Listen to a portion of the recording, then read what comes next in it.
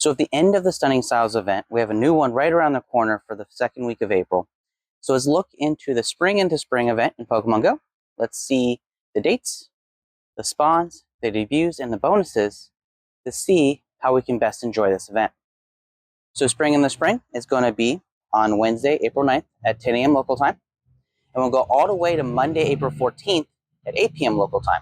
So again, another weekend wraparound event where it has a good portion of it doing during the work week on the Wednesday, Thursday, and Monday, but also has an opportunity for you to take advantage of the bonuses during the weekend when a lot more of us have more time to play Pokemon Go.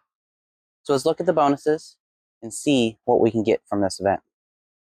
So during the Spring the event bonuses are going to be 2 times lucky egg duration, 2 times candy from hatching eggs, half egg incubator distance when you put eggs in during the event, and then an increased chance to encounter shiny Remoraid and shiny Fletchling during the event. So honestly, 3 really good bonuses along with 2 Pokemon with a shiny chance, that's a recipe for a very successful event in my opinion. So let's look into the Pokemon debuts for this event. So as we've been seeing throughout the season, we are getting more Galarian Pokemon debuting in Pokemon Go. And in this case, we will be getting Gossifleur and Eldegoss. So Gossifleur is a grass-type Pokemon located in the early game of Sword and Shield. In Pokemon Go, it will be a 50 candy evolution to Eldegoss. It is a fairly weak Pokemon, so I don't know if it's really going to have an impact on any PvP or raid. But there will be other channels that will cover that much better at the battle mechanics than I am. But honestly, it's not a bad Pokemon, but it's only as good as how we can encounter it in terms of how we can get that Pokedex entry. So during the event, the wild encounters are going to be Remoraid, Fletchling, and Gossifleur. So those will be on every single day of the event. So we're going to get Gossifleur as part of the wild encounter table. So it means we're all going to be able to evolve the Gossifleur to the Eldegoss and hopefully get a good Gossifleur if we can find enough of them in the wild.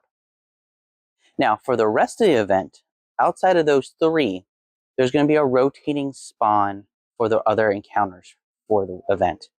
So on the 9th and 10th of April, we will have Marill, Lotad, Ducklet, Jupiter, and Lapras.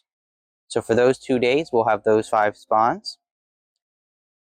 For April 11th and the 12th, we will have Vulpix, Ponyta, Numel, Litleo, and Hisuian Growlithe. So another 5 for another 2-day stretch.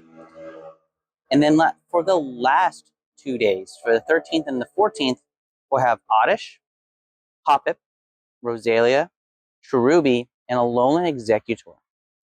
So good little bit of spawns. Everything can be shiny as part of the event. The only non-shiny is the Gossifleur, but with it being a debut, it can get a pass.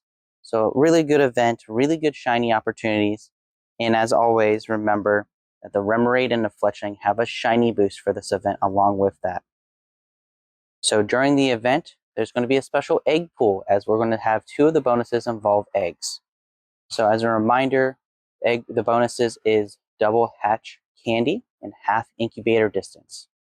So in the 2-kilometer egg pool, we will get Magby, Bidoof, and Mantike.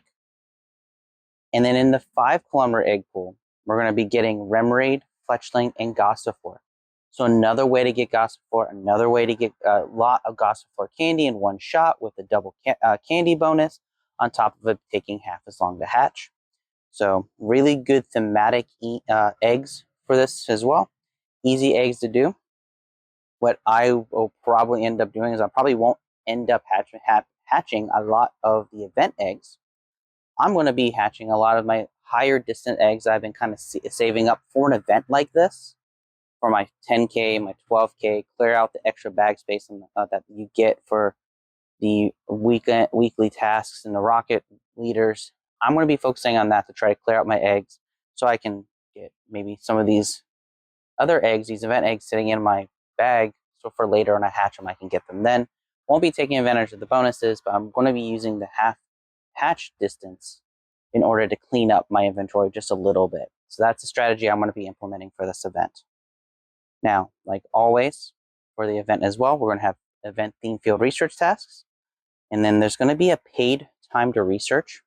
So for $2 US or equivalent currency, there's going to be a time research that will have 5,000 experience, 1 lucky egg, 2 super incubators, and encounters with the 3 main Pokemon of Fletchling, Remoraid, and Gossifleur.